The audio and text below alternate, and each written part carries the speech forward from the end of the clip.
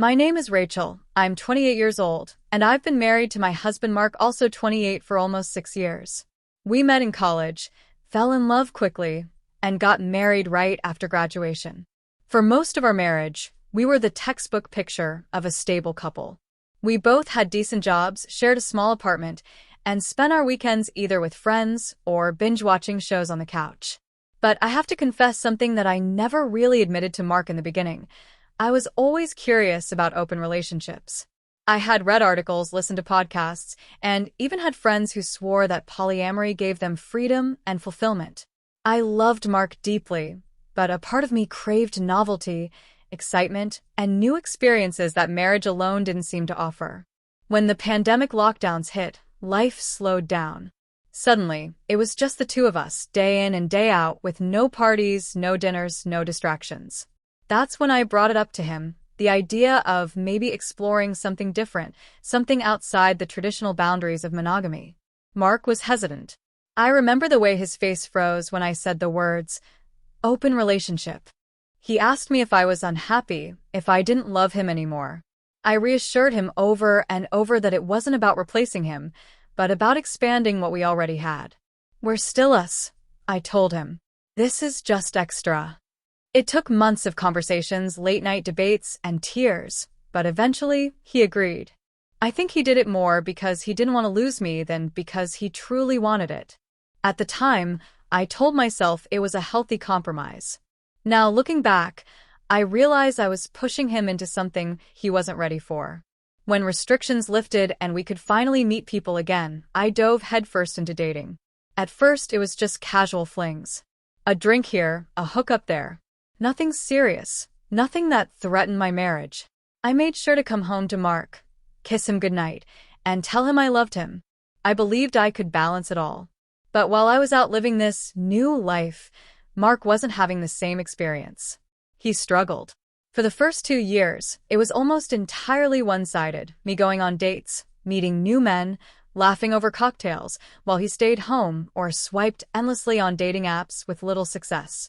I could see the disappointment in his eyes when I'd come home glowing from a night out, and he'd quietly ask how it went.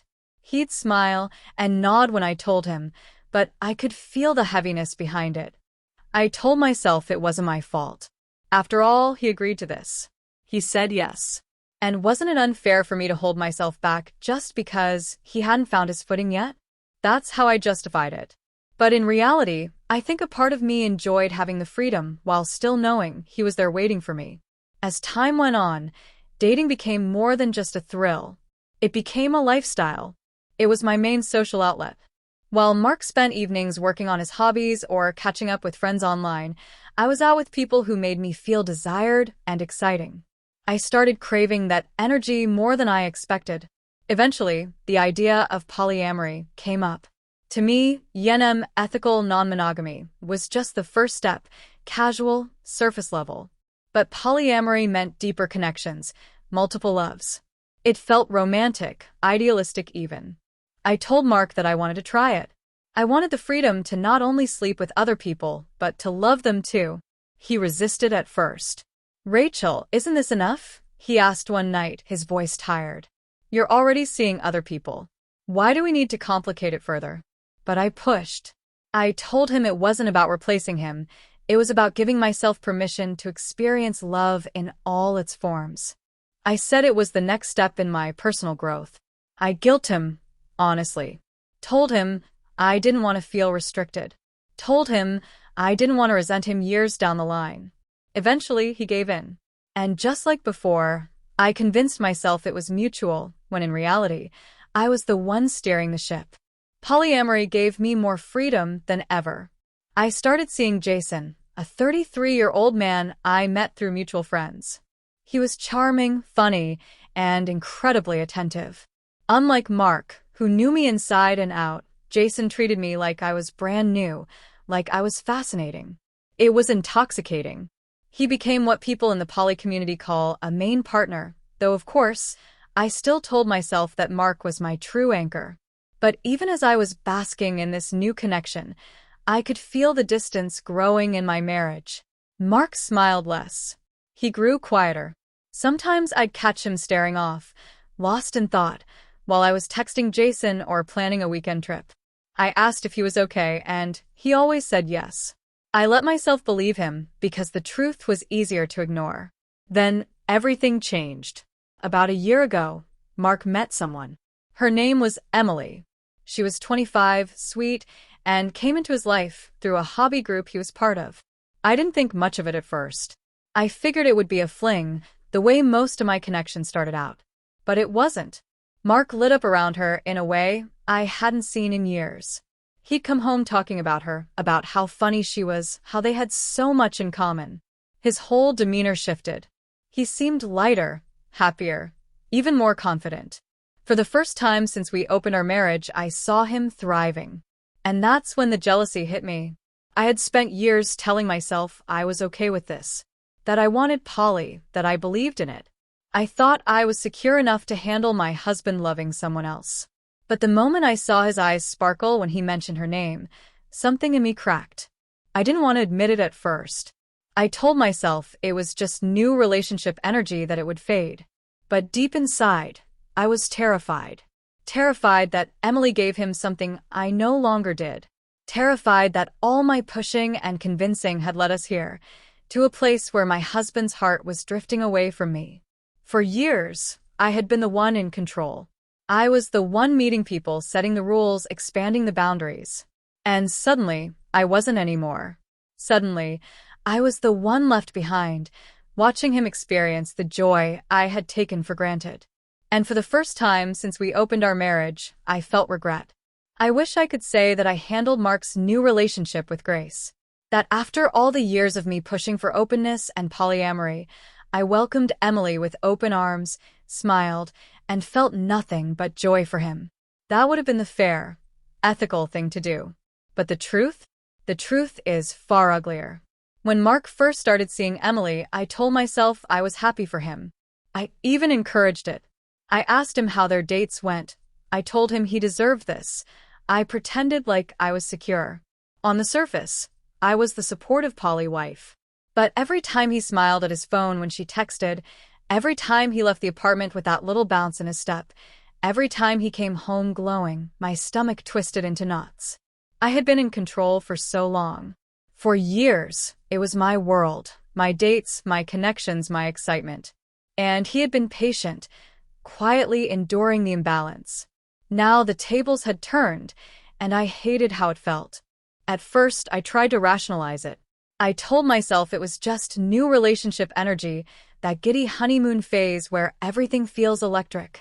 I told myself it would fade, that I was still his anchor, his wife, his forever. But the longer it went on, the more serious it became. Emily wasn't just another fling. She wasn't someone who would disappear after a few weeks. She was real. Mark started making space for her in his life. He adjusted his schedule, carved out time, even skipped out on some of our routines to be with her. The same man who once dragged his feet about trying new restaurants or hobbies with me was suddenly adventurous and energetic with her. And God, it burned. I didn't know who to talk to about it. My friends, the ones who knew about our arrangement, would probably call me a hypocrite. After all, hadn't I done the same thing with Jason? With others before him? Hadn't I been the one who pushed Mark into this world in the first place? Yes, I had.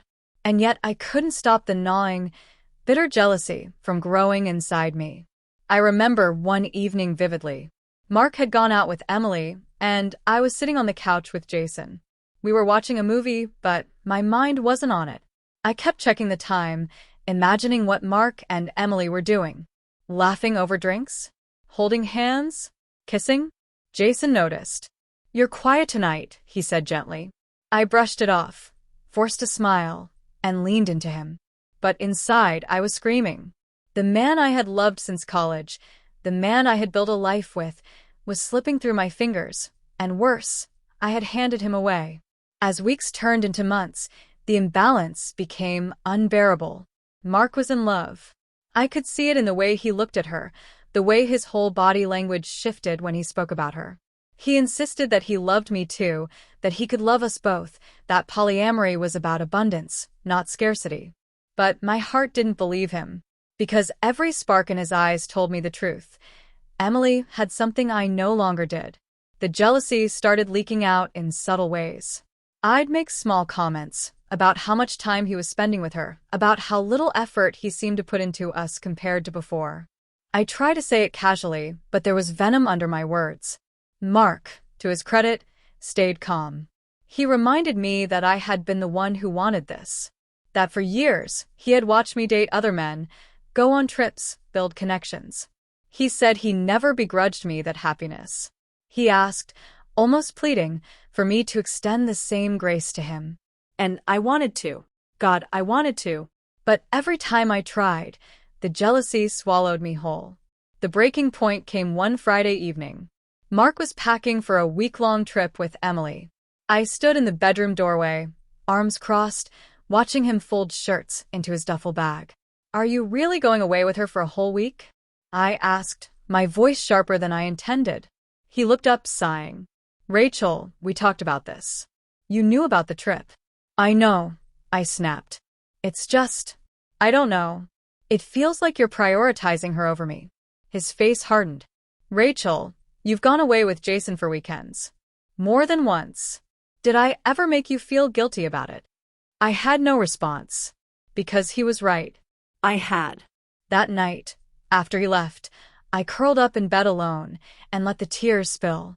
For the first time since we opened our marriage, I admitted to myself that I was losing him. And worse, I realized that I might be the one who had pushed him into Emily's arms in the first place. The week he was gone was torture. I tried to distract myself with Jason, with friends, with work. But nothing filled the void. I found myself staring at my phone, waiting for Mark's good morning texts, analyzing every word for signs of distance. He messaged me here and there, checking in, but I could tell his heart was somewhere else. With her. I started spiraling. What if he realized he didn't need me anymore? What if Emily gave him everything I couldn't? What if, after all these years of me insisting on freedom, he finally tasted it and chose someone else over me? The irony was crushing. I had pushed for poly because I thought monogamy would make me feel trapped. I thought loving more than one person would make me feel abundant and alive. Instead, it made me feel hollow. I had opened the door, and now I was terrified of what was walking out of it. When Mark finally came back from his trip, I tried to act normal. I hugged him, kissed him, asked how it went. He said it was good, just good, but I could see in his eyes it had been more than good. I wanted to scream, to beg him not to leave me, to promise I'd give up everything if he'd just stay. But I held it in. I thought I could still fix this. What I didn't know was that while I was busy drowning in jealousy, Mark had already started pulling away. Quietly, slowly, moving pieces of his life out of our shared home, preparing for something I wasn't ready to face. At that time, I still believed we were unshakable, that no matter how many people we brought into our lives, we'd always find our way back to each other. I clung to that belief like a lifeline. But deep down, I felt it. The shift, the distance, the loss. And I was right to be afraid. Mark's week away with Emily shook me more than I wanted to admit. When he came back, he looked different. It wasn't just that he was tan from their little trip or that he carried himself with this new confidence. It was the way he seemed lighter, freer, like something inside him had clicked into place while he was gone. I tried to welcome him back warmly, tried to pretend I wasn't stewing in jealousy, but inside I was terrified. I kept telling myself that if I just acted normal, supportive, understanding, the cool, poly wife I claimed to be, things would settle. He'd come back to me, to us.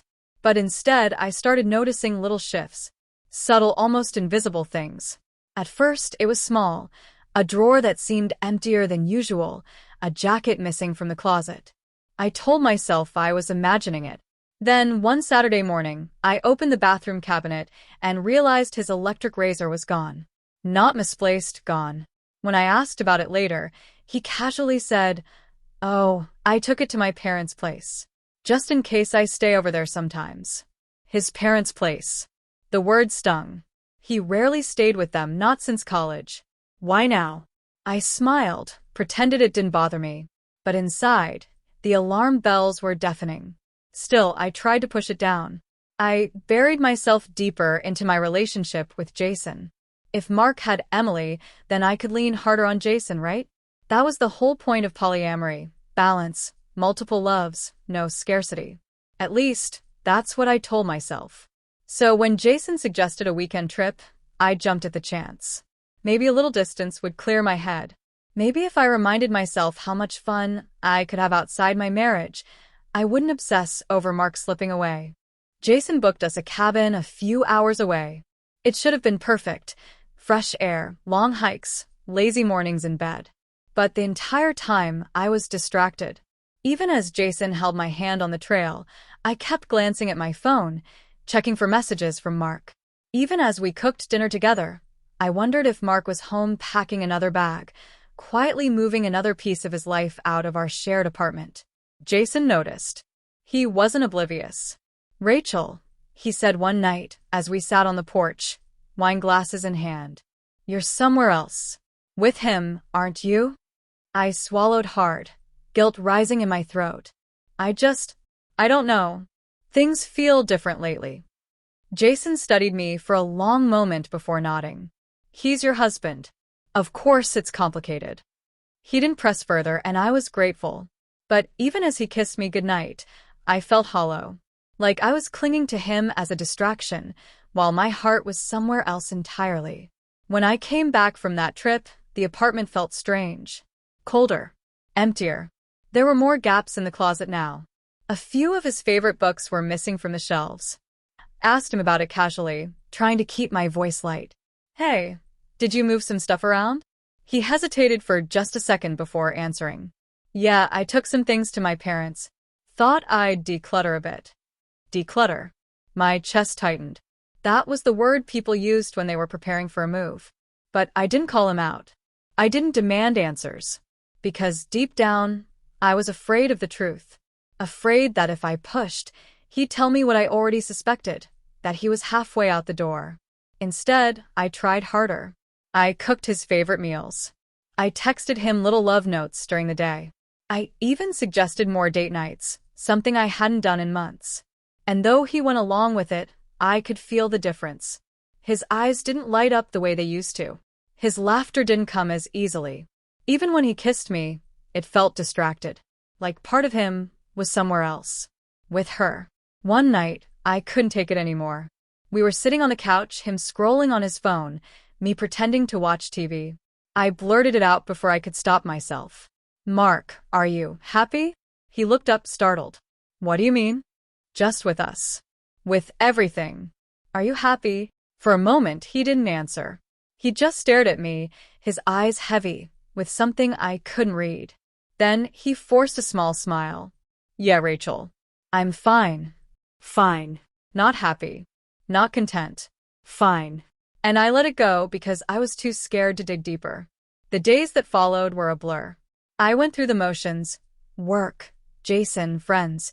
But all I could think about was Mark slowly slipping away. I started checking his social media more often, analyzing every post, every photo, every like. Emily's name popped up more and more. One night, I saw a picture of the two of them at a hobby event. They weren't touching, but the way he looked at her, it gutted me. It was the same way he used to look at me years ago, before I complicated everything. The worst part? I couldn't even blame him. I had been the one who pushed for openness. I had been the one who insisted poly was the future. And when he finally embraced it, when he finally found someone who made him feel alive, I crumbled. The guilt ate at me. I'd lie awake at night, staring at the ceiling, wondering how we had gotten here. Wondering if I had destroyed the very thing I was trying to protect. Our marriage. And then came the night that confirmed my fears. It was late, and I had just come home from Jason's. The apartment was quiet, the lights dim. I walked into the bedroom and noticed something strange. Mark's dresser drawers were almost completely empty. My heart pounded. I pulled open the closet. Half his clothes were gone. I sank onto the bed, my chest heaving, tears burning in my eyes. He was leaving. Maybe not tonight, maybe not tomorrow, but soon. And I had no one to blame but myself. When he came home later, I tried to act normal.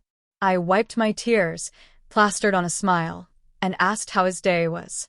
He answered casually, like nothing was wrong, and I played along. But inside, I was falling apart. That night, lying next to him in bed, I wanted to reach out, to grab his hand, to beg him not to go, to promise I'd give up Polly, give up Jason, give up everything if he'd just stay. But I stayed silent, because I was afraid that if I asked, he'd tell me the truth. And I wasn't ready to hear it. I always thought I'd know the moment my marriage ended, that it would be dramatic, an explosive fight, screaming words we could never take back, doors slamming, tears on the floor. I thought there'd be a clear line between before and after. But when it finally came, it was quieter than I ever imagined. It was a Sunday afternoon, the kind of day that should have felt ordinary, laundry tumbling in the dryer, the smell of coffee still lingering in the kitchen. But Mark's face gave it away. He sat across from me at the dining table, his hands clasped, his eyes heavy, and I knew before he even opened his mouth. "Rachel," he said softly, "we need to talk." Those 4 words, "we need to talk," are always a warning. My heart pounded so loud I could barely hear the rest. "I can't do this anymore," he continued. His voice wasn't angry, wasn't cruel. It was calm, resigned, like someone who had wrestled with the truth for too long and had finally stopped fighting it. "I can't keep living like this, with one foot here and one foot somewhere else. With you and with Emily." I froze. My throat closed up, my body went rigid. "Mark," I whispered, "what are you saying?" He looked at me then, and it was like a dagger. Because in his eyes, I didn't see the man who used to light up when I walked into the room. I didn't see my best friend, my partner, my other half. I saw someone who had already left me, even though he was still sitting there. "I love you," he said. "I'll always love you. But I'm in love with her, too.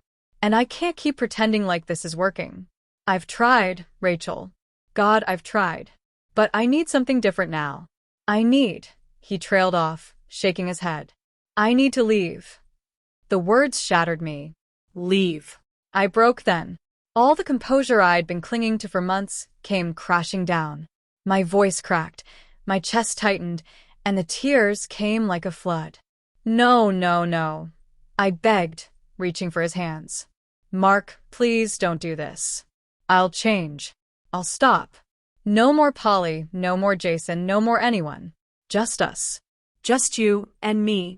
I swear, I'll give it all up if you'll just stay." It was pathetic, desperate. But in that moment, pride meant nothing to me.